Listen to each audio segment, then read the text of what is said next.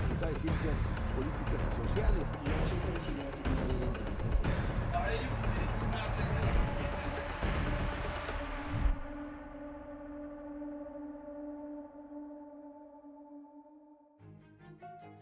Los consejeros electorales del INE están hoy, una vez más, en el ojo del huracán.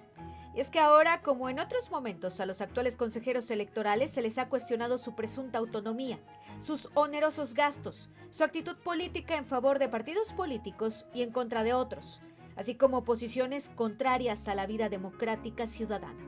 Hoy, a los actuales consejeros se les critica por su inacción ante personajes y dirigentes del PRI, PAN o PRD, en tanto que fustiga y coarta la libertad de expresión de ciudadanos que apoyan al presidente López Obrador o a propuestas como las consultas ciudadanas o de revocación de mandato. Pero no es la primera vez que los consejeros electorales han estado en el centro de la polémica. Y aunque ellos se dicen autónomos, independientes y demócratas, sobran pruebas y hechos para dejar en claro que eso está más cerca de la mentira que de la verdad. Porque aunque se digan independientes y autónomos, en realidad los consejeros electorales siempre han sido propuestos por los partidos políticos. Y aunque se digan demócratas, hay hechos que demuestran que han dejado pasar monumentales fraudes electorales a lo largo de la historia del IFE primero y del INE después. La historia es muy clara. No hay un solo consejero electoral que no haya sido producto de las negociaciones entre partidos políticos, ni uno solo. Pues hasta el día de hoy su propuesta y designación ha sido y es monopolio de los partidos políticos. Procesos en donde los ciudadanos no han sido tomados en cuenta, nunca. Y precisamente esto, quitarle a los partidos el monopolio para nombrar consejeros electorales y darle esa facultad a los ciudadanos, es una de las propuestas centrales de la reforma electoral que propone el presidente López Obrador. Algo a lo que los partidos de oposición como PRI, PAN y PRD se oponen tajantemente, pues ellos son los que hasta la fecha, precisamente, detentan ese privilegio. Y basta una revisión de los nombres y trayectorias de quienes han sido consejeros electorales para dejar en claro que no han sido ni tan autónomos ni tan demócratas. Veamos. En 1994 se nombró el primer grupo de consejeros ciudadanos. De acuerdo con versiones documentadas y crónicas periodísticas, a Santiago Krill Miranda y Ricardo Pozas Orcasitas los propuso el PAN. De gran cercanía con el grupo de Diego Fernández de Ceballos, Santiago Krill exhibiría muy pronto que de autónomo no tenía nada, pues primero se afiliaría al PAN y luego sería secretario de Gobernación con Vicente Fox. Hoy es diputado panista. Por el PRD fueron designados Miguel Ángel Granados Chapa y José Agustín Ortiz Pinchetti.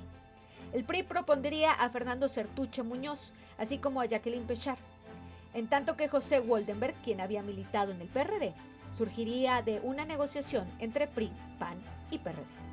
Tras la reforma que lograría la supuesta autonomía del IFE, se renovó el Consejo General, ahora compuesto por 9 integrantes con designaciones por 7 años. De los consejeros originalmente nombrados en 1994 y ratificados en 1995, únicamente José Woldenberg continuó formando parte del Consejo General del IFE, aunque ahora en calidad de consejero presidente. Aquella integración la completaban Jacqueline Pechar Mariscal por el PRI, Jesús Cantú Escalante entraría propuesto por el PT, el PRD designaría a José Barragán Barragán, Jaime Fernando Cárdenas Gracia y a Emilio Cebadúa González, quien años después fue señalado por ser operador de Rosario Robles en la llamada estafa maestra y ahora es testigo protegido en esta investigación.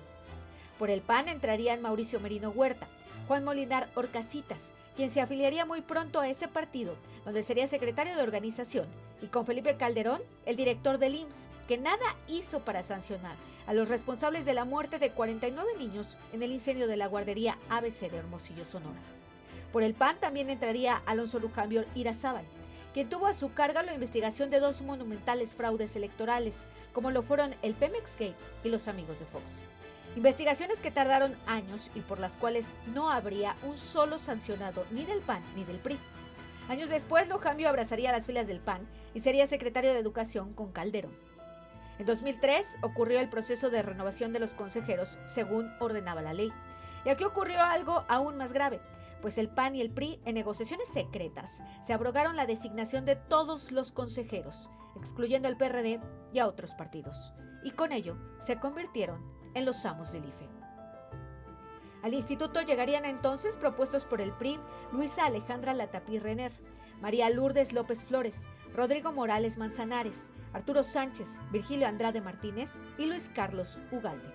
Antes de su designación, Virgilio Andrade había sido secretario particular de la segunda esposa de Carlos Salinas de Gortari, y años después sería el secretario de la Función Pública que exoneró a Peña Nieto y a su esposa Angélica Rivera de la adquisición ilegal de la Casa Blanca. Por el PAN estarían en ese consejo Andrés Albo Márquez, Marco Antonio Gómez Alcántara, María Teresa de Jesús González Luna Corbera. Y el presidente de ese consejo sería Luis Carlos Ugalde, un personaje impuesto por la maestra Elbester Gordillo, quien en esa elección traicionó al PRI y tomó partido para sumarse a los operadores electorales de Felipe Calderón. Como presidente de ese consejo electoral, Ugalde nunca vio ni una sola de las irregularidades y fraudes que estuvieron presentes en la elección de Felipe Calderón. En febrero de 2008, el PRD designó a Macarita Elizondo, a Alfredo Figueroa Fernández y a Leonardo Antonio Valdez Zurita como consejero presidente. El PAN, por su parte, a Benito Nasif Fernández y el PRI a Marco Antonio Bayos Martínez, un personaje subordinado a Amalio Fabio Beltrones. A partir de entonces se han dado diferentes renovaciones parciales del Consejo, pero en todos los casos, los partidos políticos han mantenido su monopolio en la sugerencia de propuestas y designación de consejeros. Con el proceso electoral 2011-2012 llegaría al INE Lorenzo Córdoba, propuesto por el PRD, hoy presidente del instituto, a quien se le ha acusado en diversas ocasiones de los gastos millonarios del INE, de no defender la democracia del instituto y de operar el organismo en favor de PRI, PAN y PRD y en contra de Morena. Por el PRI llegarían Sergio García Ramírez, en tanto que por el PAN, María Marván Laborde. En 2014, PRI y PAN volvieron a negociar para designar a la mayoría de los consejeros. El PRD solo designaría a Alejandra Pamela San Martín Ríos y a Javier Santiago Castillo. El PAN a José Roberto Ruiz Saldaña, personaje muy cercano a Guillermo Padres y Arturo Sánchez Gutiérrez. Por el PRI llegaron Adriana Margarita Favela Herrera, Ciro Murayama Rendón, Enrique Andrade González, Beatriz Eugenia Galindo Centeno y este año Lorenzo Córdoba asumiría el cargo como presidente con el aval del mismo PRI. Con la última designación en 2020, ya con Morena con mayoría en la Cámara de Diputados, el actual Consejo Electoral está conformado de la siguiente manera. Con el aval de Morena, Norma Irene de la Cruz Magaña, Uquip Espadas Ancona y Carla Astrid Humphrey Jordán y Martín Faz Mora. Del PRI, Dania Paola Rabel Cuevas, Adriana Favela Herrera, Ciro Murayama y Lorenzo Córdoba. Por su parte del PAN, Jaime Rivera Velázquez y José Roberto Ruiz Saldaña. Y por el PRD, Beatriz Claudia Zavala Pérez. Verdaderos representantes surgidos de la voluntad ciudadana, ni tan autónomos ni tan demócratas.